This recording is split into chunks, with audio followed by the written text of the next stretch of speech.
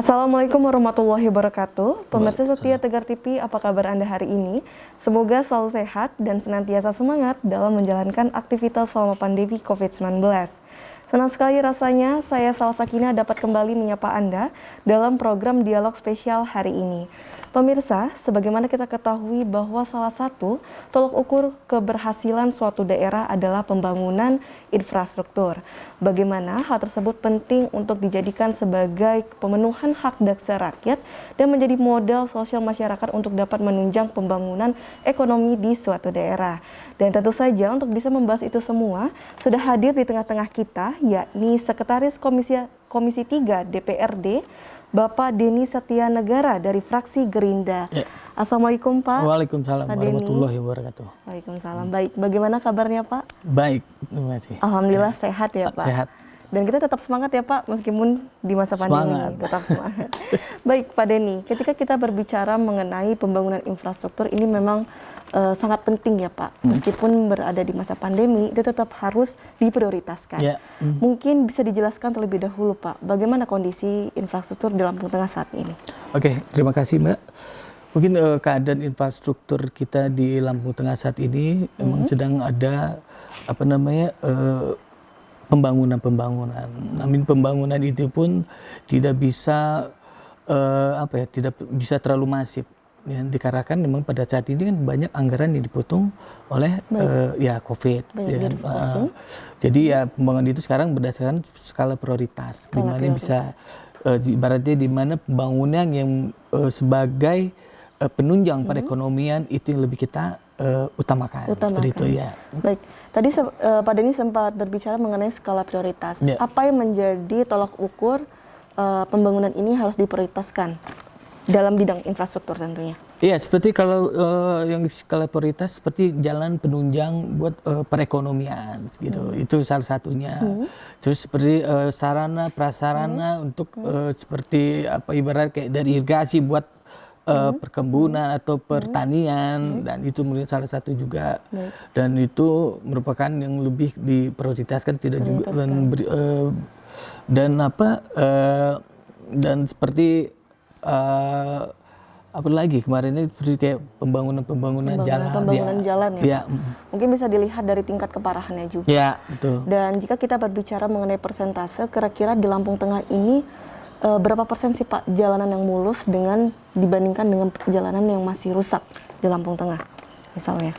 Kalau dibilang persentase mungkin pada saat ini kita lihat sih rata-rata semua emang rusak ya. Rusak Pak? Rusak. Hampir keseluruhan? Hampir seluruhan rusak. Rusak. Ya kan? Dan itu makanya jadi skala prioritas kita untuk pembenahannya. Baik. Begitu. Jika dilihat dari kondisi tersebut bisa dikatakan urgent ya Pak? Kalau dari 100% hampir mendekati angka 80 jika jalanan di Lampung Tengah masih rusak, apa yang saat ini sudah diupayakan oleh pemerintah? Seperti kemarin juga pemerintah juga upaya pemerintah dari Lampung Tengah kemarin mereka juga mengadakan seperti pinjaman PEN itu pemulihan ekonomi nasional yang berapa ruas itu mereka juga bangun sebagai penunjang perekonomian di sana. Itu salah satunya ya kan. Terus yang lainnya juga pembangunan yang melalui dari APBD juga tetap dia sebagai tambahannya. Seperti itu. Sehingga saat ini yang tengah diupayakan adalah dari segi anggarannya ya Pak, ya, agar bisa bertambah untuk pembangunan infrastruktur. Kemudian di tahun 2022 ini apakah proyek sudah mulai berjalan untuk infrastruktur ini Pak? Untuk 2002 ini belum. Itu sudah mungkin pada saat ini pada tipe saat perencanaan ya mungkin. Perencanaan? Ya, perencanaan untuk pelelangan ya mungkin ya. Pelelangan. Dan di tahun sebelumnya apakah sudah mencapai apa yang ditargetkan dari jalan-jalan? Kalau yang tahun-tahun lalu itu rata-rata sudah hampir tahap penyelesaiannya. Ya. Dan kemarin sudah mungkin saat ini pada saat retensi mungkin ya berarti ini. Baik. Apakah masih banyak PR yang harus diprioritaskan juga di tahun ini yang belum sempat terselesaikan di tahun sebelumnya? Ya, merujuk untuk tahun ini mungkin lebih ke perencanaan yang belum terrealisasi di 2002. Ya kan, karena keterbatasan anggaran. Ya, jadi akan dimasukin di 2002 ini. 2022 ya. Baik, semoga bisa berjalan dengan lancar ya Pak. Amin. Tentunya. apakah ada hal yang mendesak nih Pak di pembangunan infrastruktur di Lampung Tengah yang kira-kira harus menjadi perhatian bagi seluruh lidi? Iya, kalau Yang paling mendesak. bagi kami untuk skala prioritas itu ada segala pembangunan Yang paling mendesak saat ini? Iya, yang mendesak itu adalah lebih banyak ke infrastruktur jalanan. Jalanan. Iya, Di jalur mana nih Pak spesifiknya di Lampung Tengah yang harus diperbaiki? Kemarin juga tanda-tanda 2022 ini ya kan, itu kemarin ada penambahan jalanan di arah metro Punggur ke metro sebelah sana itu. Dari Punggur ke metro. Iya. Baik. Itu apa sih namanya, dari Sri Mulyo apa ya namanya? Jadi mesti ini deh kayaknya. Bisa cek dulu kali ya. Sehingga itu bisa menjadi titik yang harus diperhatikan ya Pak, karena masih parah. Kemudian di jalan lainnya seperti daerah Bandarjaya, Mandala. Itu jalan salah satu sekarang prioritas yang itu juga, tapi itu sebagian emang sudah direncanakan, tapi kan tidak bisa keseluruhan. Jadi kita inilah step by step. Namun bisa tidak secara keseluruhan, apa ancang-ancang yang sudah disiapkan oleh dari Pak Denny dari Komisi 3? Paling kalau dari kami sih perencanaan itu kan berdasarkan dari OPD terkait ya. OPD kita terkait. di sini sebagai hanya sebatas untuk anggaran dan pengawasan saja, gitu. Ya, jadi segala perencanaan itu memang sudah dari pihak eksekutifnya, dan kita hanya menjalankan tugas kita sebagai pengawas dan penganggarannya ya. Kita awasi pengerjaan. Baik Pak Denny, nanti kita bincangkan lagi lebih mendalam ya Pak terkait itu. Dan untuk pemirsa jangan kemana-mana karena kita akan masih berdialog bersama Sekretaris Komisi 3 DPRD Kabupaten Lampung Tengah setelah jeda pariwara berikut ini.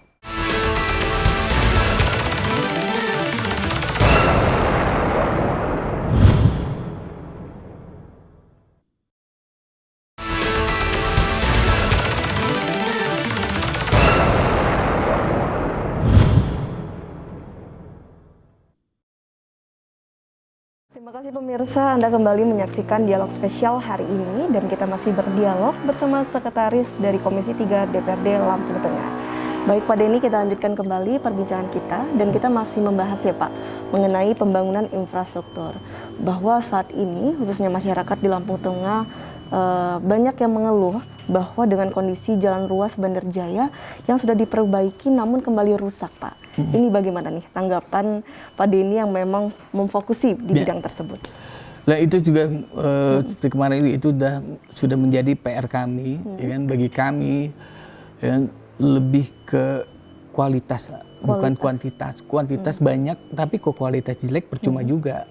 Ya, itu makanya jadi tolong lebih nanti ke depan itu emang sudah titik beratan dari kita untuk lebih diawasi lagi lah. Diawasi lagi. Ya, karena emang rata-rata setelah kita cek turun lapangan, emang rata-rata banyak yang sudah rusak. Rusak kembali. Ya. Baik.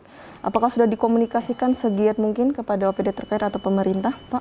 Ya, itu kemarin sudah kita ini kok, kemarin kita sudah panggil hearing dengan pihak-pihak terkait, dan ke depan ini juga kita minta tolong diperbaiki lagi lah. Perbaiki lagi. Namun dari pengamatan terakhir dari Pak Denny sendiri, bagaimana sejauh ini upaya yang sudah dilakukan pemerintah untuk bisa meningkatkan kualitas infrastruktur agar tidak hanya kuantitas nih Pak? Iya. Terakhir kondisinya. Kondisinya sebenarnya, ya mungkin dari emang lebih pengawasan lebih kurang, gitu kan. Yang pengawasan di lapangan itu lebih kurang. Kurang lah pengawasannya. Pengawasan yang dilakukan oleh pemerintah sendiri. Oleh pemerintah ya, sendiri. Bagaimana dengan dari Komisi 3, Pak? Makanya Komisi 3 kami bekerja berdasarkan pengaduan masyarakat, ya, dan kami turun langsung dan melihat lokasi lapangan tersebut seperti apa keadaannya, dan itu sudah kita tindak lanjuti dengan pihak terkait. Pihak terkait. Di titik mana Pak yang paling banyak mendapatkan keluhan dari masyarakat di Lampung Tengah ini? Rata-rata sih menyebar. Hampir secara keseluruhan. Karena pembangunan juga menyebar sampai keseluruhan. Gitu. Keseluruhan. Jadi sehingga bisa dikatakan begitu memprihatinkan. Ya, kurang lebih. Seperti itu ya Pak. Ya. Karena ya itu dia bagi saya, kita lebih fokus ke kualitasnya. Kita kejar sana, kejar sini, tapi kok kuantitas tidak sama juga bohong dong kerjanya. Benar sekali. Benar. Kalau semua udah bagus, kualitas kan kita tinggal nyambungi kerjaan kita berikutnya, bukan hanya perbaikin yang ada lagi. Seperti itu. Benar sekali. Ya. Sehingga jika dilihat dari kondisi ini sebenarnya berada di pusat mana nih problem ini yang sebenarnya terjadi, Pak?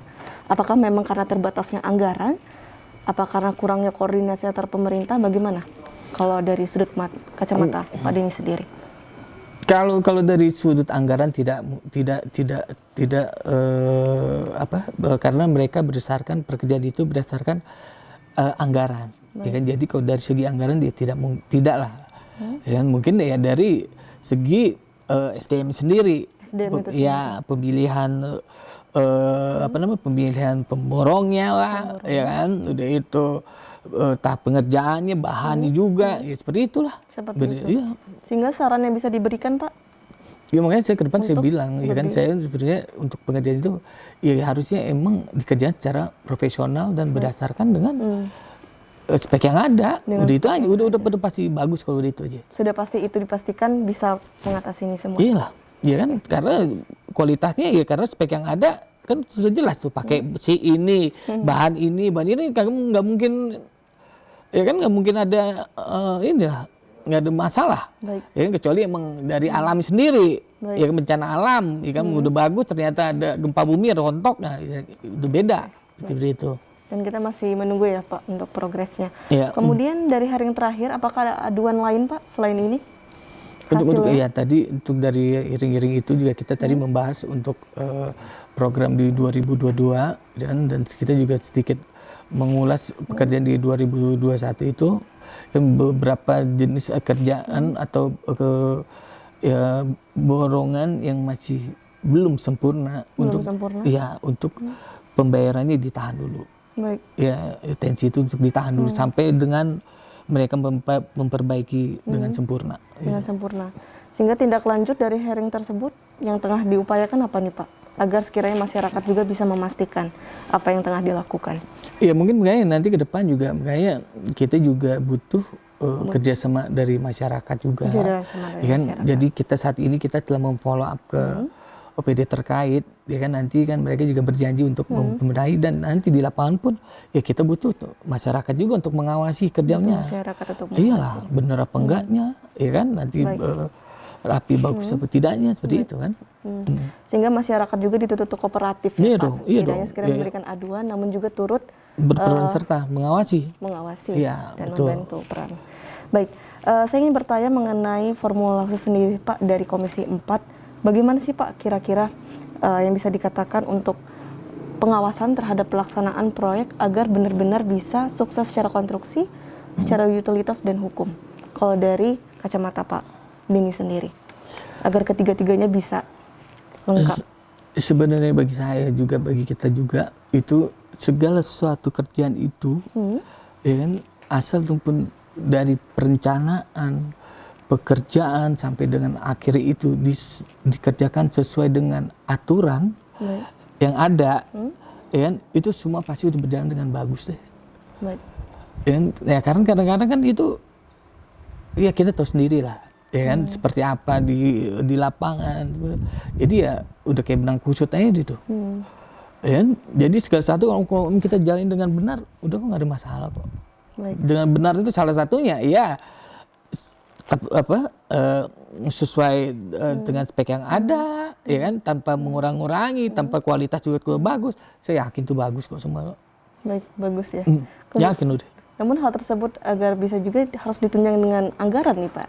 Bagaimana dengan keadaan kenyataan yang memang adanya realokasi anggaran di masa pandemi? Untuk mensiasatinya tuh bagaimana? Enggak, tapi kalau kita ngomong soal anggaran itu, kalau segala suatu kerjaan itu kan, itu mereka sudah menghitung tuh anggarannya seperti apa. Iya dong, ya kan itu item-itemnya, misalkan nih kita ngomong pengerjaan infrastruktur, misalkan jalanan, mereka udah tahu dong, ya kan, itu luasnya berapa, ya kan, ketebalannya berapa, pakai apa, itu udah dihitung semua. Itu hitungan sempurna, bukan hitungan rusak, hitungan bagus. Baik. Benar gak? Ya kan? Jadi makanya kalau emang kerja emang udah bagus, saya sama aturan sama itu udah pasti bagus, sebenarnya saya bilang. Iya nggak ada masalah pastinya. Benar sekali Pak. Iya dong. Tapi yang menjadi kunci untuk bisa kerja bagus nih apa nih Pak? Niatnya terlebih dahulu kah? Nah itu dia kembali kepada pemilihannya. Pemilihan yang mungkin ke depan sudah apa ibaratnya udah kerja yang kita lihat di sini nggak bagus, jangan dipakai lagi lah, kita backlist ganti yang bagus. Yang kan banyak juga beberapa orang yang bagus yang kita tahu kinerja seperti apa, seperti itu. Jadi harus benar-benar diperhatikan pemilihan Iya SDM. dong, iya betul. Baik Pak Dedi, luar biasa sekali. Nanti kita lanjutkan kembali perbincangan kita.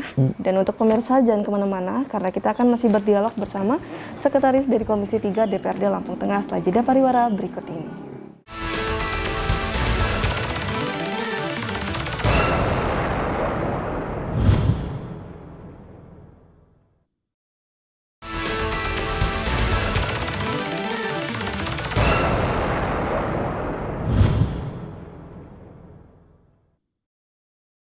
Terima kasih pemirsa, Anda kembali menyaksikan dialog spesial hari ini dan tentu kita masih berdialog bersama Sekretaris Komisi 3 DPRD Lampung Tengah. Bagaimana Pak Denny, tadi kita sempat terhenti ya Pak bicara mengenai bahwa pemilihan SDM itu benar-benar harus diperhatikan secara khusus. Dan berdasarkan observasi atau riset terkait, banyak nih Pak masukan-masukan, kritikan-kritikan mengenai statement yang terakhir yang diberikan oleh Pak Denny mengenai keberhasilan Bapak Musa dan Pak Ardhito. Apakah ada klarifikasi lebih lanjut Pak untuk bisa disampaikan? Ini ya, kita hidup di dunia demokrasi. Baik. Dan bagi saya kritikan pun itu kita kritikan membangun. Ya kan? Dan bagaimana pemerintahan itu bisa berjalan dengan dengan baik bila semua itu mesti ada penyeimbang dong. Baik. Ya, mesti ada penyeimbang. Dan di situ juga itu buat kepentingan Lampung Tengah juga ujung-ujungnya. Kalau semua ngomong bagus. Jadi kita harus berimprovisasi yang mana nih, semua udah bagus kok. Baik. Benar nggak? Ya kan? Nah itu dia. Jadi bagi saya itu sebagai penyeimbang aja. Dan bagi saya juga ya kita memaklumi juga, ya kan? Toh ini juga baru 1 tahun dan untuk 1 tahun pertama ini ya masih banyak kekurangan dan itu harus ditingkatin. Baik. Ya kan? Seperti itu, nggak ada masalah seperti itu bagi saya sih. Dan kita juga memang itu buat Lampung Tengah juga. Lampung Tengah juga. Iya dong. Gitu. Baik, sehingga itu bisa dikatakan tidak masalah. Karena kalau kita lihat memang dinamika demokrasi itu seperti itu ya Pak. Dong, jadi harus menerima pendapat. Iya dong. Baik. Dan pemimpin juga harus bisa menerima pendapat. Dan bisa dikritik. Ya kan? Jangan nggak bisa dikritik, nggak bisa dikasih masukan. Bener dong. Sebagai itu ke depan bisa buat pemimpin itu lebih improve lagi lah. Baik. Sebagai bahan evaluasi. Evaluasi ya kan, ke depan berarti ini yang kurang bagus, yang ini gitu loh. Menarik. Sehingga kalau kita simpelkan nih Pak, kira-kira selama refleksi 1 tahun kepemimpinan Bapak Musa dan Pak Ardhito ini, kira-kira berapa nih Pak skor yang ingin diberikan untuk 1 tahun ini? Aduh, susah kalau dibilang skor ya. Untuk 1 tahun ini? 1 tahun ini ya kita juga tidak bisa menutup mata. Emang beberapa hasil kinerja itu patut kita apresiasi tentunya. Ya kan? Tapi itu dia, makanya saya bilang dari sisi yang bagus nggak usah kita ngomongin lah, itu udah oke. Ya, tapi kalau kita ngelihat dari yang kurang bagus itu biar lebih ditingkatkan lagi seperti saya bilang tadi. Ya kan? Ya maksudnya dengan kalau kita ngomong infrastruktur, ya kan, infrastruktur ini saya bilang emang rata-rata masih banyak yang kurang bagus. Nah, tapi kalau ibarat kok tidak kita kita kasih masukan, ya kan, Pak Bupati mana tahu? Benar sekali. Ya kan, saya gitu, kita juga ngebantu bupati juga dong. Benar sekali. Benar nggak? Biar dia lebih ini lagi, lebih meningkatkan pengawasannya. Benar sekali. Ya kan? Seperti itu. Karena saran juga dibutuhkan. Nah, iya dong. Maka skornya berapa nih Pak? Skornya kira-kira 50-50 lah. 50-50 ya Pak. Karena 50 tersebut juga bisa meningkatkan, masih ada sisa 3 tahun ya Pak. Iya betul. Ya 50-50 untuk setahun juga masih oke dong. Masih oke, masih baik. Iya. Baik. Kemudian dari 50-50 tersebut apa nih kira-kira gambaran saran yang ingin diberikan nih Pak? Iya, ke depan mungkin ini saya lihat juga seperti perancangan sudah oke lah. Dan tinggal itu dia, saya bilang kita, bagi saya kalau mengejar kuantiti itu kurang lebih baik udah kuantiti banyak, kerjanya lebih perfect juga, lebih bagus dong kuantitasnya, dan kualitasnya juga masih bagus. Seperti itu. Dengan cara meningkatkan SDM yang ada, ya kan, pengawasan yang lebih kuat, ya kan, Terus sama dia satu lagi, kita sama masyarakat juga dibutuhkan untuk berperan secara aktif ini untuk mengawasi Untuk turut pembangunan. mengawasi. Ya, seperti itu. Baik, sehingga apakah Pak Denny optimis bahwa dari kepemimpinan Pak Musa dan Pak Ardhito ini bisa membawa perubahan untuk Lampung Tengah? Insya Allah, makanya saya bilang segala sesuatu kebijakan bupati yang berkenan langsung dengan masyarakat, saya dukung 100%. Dukung 100%. 100%. Sehingga segala statement yang ada itu tidak ada maksud untuk menjatuhkan ya Pak tentunya. Nggak ada lah, nggak Tidak ada. ada. Itu kritik membangun, Baik. kritik mendukung. Kritik yang mendukung. Ya. Baik, luar biasa sekali Pak Denny. Mungkin kita sudah berada di penghujung acara Pak. Bisa diberikan closing statement untuk pemirsa yang telah setia menyaksikan kita. Ya, seperti seperti saya sudah utarakan seperti di awal, jangan ke depan memang kita lebih banyak peran serta masyarakat juga untuk membantu kami selaku eksekutif dan legislatif, ya, untuk membenahi pembangunan di Lampung Tengah, ya seperti itu, sehingga tercipta masyarakat yang sejahtera dan berjaya. Berjaya, luar biasa berjaya ya Pak untuk perubahan Lampung Tengah. Baik, terima kasih Pak Denny, sukses dan sehat selalu ya Pak. Terima kasih. Dan tak lupa saya ucapkan terima kasih juga untuk seluruh pemirsa yang ada di rumah. Kita doakan dan berharap semua, semoga DPRD Lampung Tengah bisa selalu merangkul semua kalangan dan mampu berkolaborasi dengan rakyat untuk bisa memulihkan semua sektor yang terdampak akibat pandemi COVID-19. Dan saya Salwa Sakinah, mewakili kru yang bertugas hari ini, pamit undur diri. Wassalamualaikum warahmatullahi wabarakatuh. Sampai jumpa.